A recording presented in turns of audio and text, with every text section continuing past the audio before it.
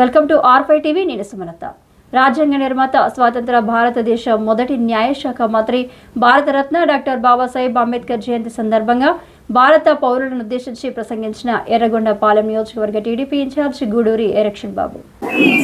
భారతదేశంలో ఏకైక ప్రపంచంలో ఉన్నటువంటి మేధావులందరికీ ఉన్నతమైన వ్యక్తి డాక్టర్ బిఆర్ అంబేద్కర్ గారు. ఎందుకు మనం ప్రపంచ మేధావి అని పిలుస్తున్నామంటే, భారతదేశానికి ఇది ప్రజాస్వామిక దేశం.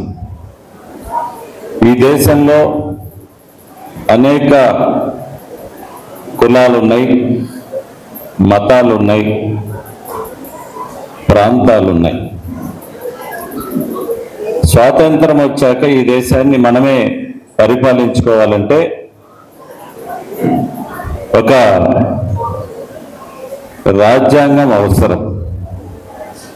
ఈ రాజ్యాంగానికి భారతదేశంలో ఉన్నటువంటి ప్రజలు, రాజకీయ పార్టీలు, ప్రభుత్వ అధికారులందరూ కూడా కట్టుబడి ఉండాలి.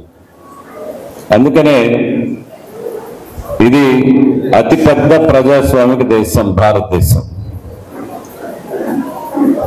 విభిన్న సంస్కృతులు, సాంప్రదాయాలు ఉన్నటువంటి ఈ యొక్క దేశానికి రాజ్యాంగం రాయాలనే ఆలోచన రావటం కూడా అది పెద్ద సాహసమే. ఎందుకంటే ఒక ఇంట్లో ఇద్దరు అన్నదమ్ములు ఉంటేనే విభిన్న ఆలోచనలు, విభిన్న మనస్తత్వాలు, విభిన్న తత్వాలు. కానీ ఇంత సాంప్రదాయాలకు నిలువైనటువంటి భారతదేశంలో ఒక రాజ్యాంగాన్ని ఇచ్చి, ఆ రాజ్యాంగాన్ని ప్రజాస్వామ్య ప్రభుత్వాల ద్వారా ఈ ప్రజలను మీరే పరిపాలించుకోవాలి, రాజ్యాంగాన్ని పాటించాలి అని డాక్టర్ బిఆర్ అంబేద్కర్ గారు అనేక దేశాల్లో ఉన్నటువంటి రాజ్యాంగాల్లో పొందుపరిచినటువంటి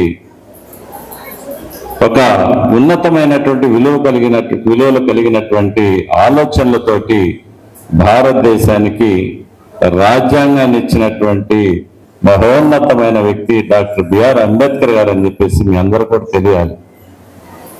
ఈరోజు భారతదేశంలో ఉన్నటువంటి వ్యవస్థలన్నీ కూడా అంబేద్కర్ గారి యొక్క రాజ్యాంగ అనుగుణంగానే ఈరోజు మనమందరం కూడా నడుచుకుంటా ఉన్నాం.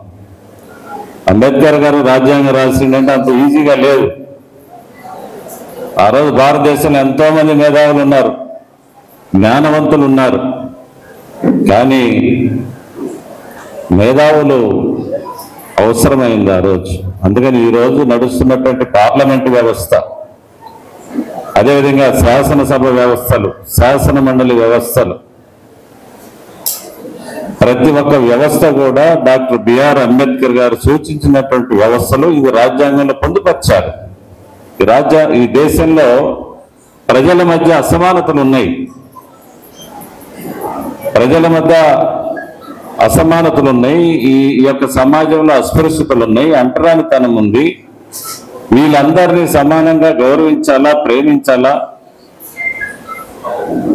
సమాజాన్ని నిర్మించాలా, సమానంగా అందరూ ఉండాలని రాజ్యాంగంలో ప్రతి ఒక్కటి పొందుపరిచారు. మనిషి స్వతంత్రంగా మాట్లాడేటువంటి పరిస్థితి కూడా ఆ రోజుల్లో లేవు. అందుకని మనకు వాక్ స్వాతంత్రం ఇచ్చారు అంబేద్కర్ గారు. మాట్లాడాలని, మనిషిగా పుట్టిన తర్వాత వ్యక్తి స్వేచ్ఛని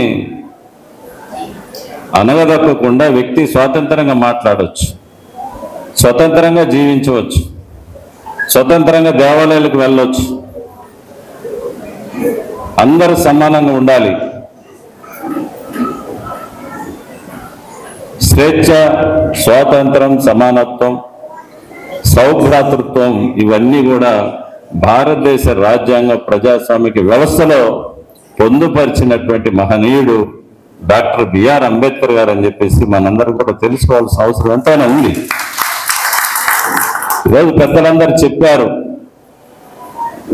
అంబేద్కర్ గారు ఒక దళిత పేద నిరుపేద కుటుంబంలో పుట్టినటువంటి వ్యక్తి ఆయన స్కూల్కి వెళ్తే పిల్లలు, హెడ్ మాస్టర్స్, టీచర్స్ అంతా ఇసిరి బయట వేసేవాడు. ఆయనకేమో చదువుకోవాలని ఒక ఆసక్తి. నేను చదువుకోవాలి, అందరి పిల్లల్లాగలే నేను కూడా చదువుకొని జ్ఞానాన్ని సంపాదించుకోవాలి, విజ్ఞానవంతుని కావాలని చెప్పేసి ఒక పట్టుదల ఆయన మనసులో పడ్డది. పాఠశాలకు రానివ్వకపోయినా ఆ పాఠశాల కిటికీ పక్కనే కూర్చొని టీచర్స్కి, విద్యార్థులు తెలియకుండా ఆ కిటికీ పక్కనే కూర్చొని చదివి ఈరోజు ప్రపంచ దేశాల్లో అంబేద్కర్ గారి గురించి తెలియనోడు ఎవ్వరూ లేరు. మనకంటే ఎక్కువ ఇతర దేశాలను బాధ. అలాంటి కుల వివక్ష, అంటరానితనం, మేడం గారు చెప్పినట్లు వాళ్ళ రాష్ట్రంలో మంచినీళ్ళు తాగేదానికి కూడా పోరాటాలు చేసినటువంటి రోజులు అవి. మంచినీళ్ళు తాగాలంటే పోరాటాలు చేసినటువంటి రోజులు.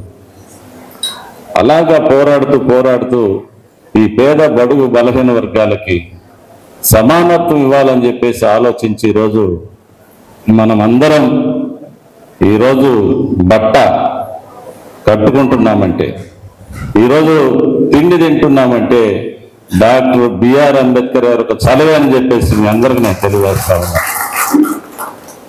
అలాంటి మహనీయుల్ని కొనియాడటం, ఆయన్ని గుర్తు చేసుకోవటం ఎంత అవసరం. ఈరోజు మనకంటే కూడా చదువుకునేటటువంటి విద్యార్థులందరూ కూడా అవసరమని చెప్పేసి నేను తెలియజేసుకుంటా ఉన్నా.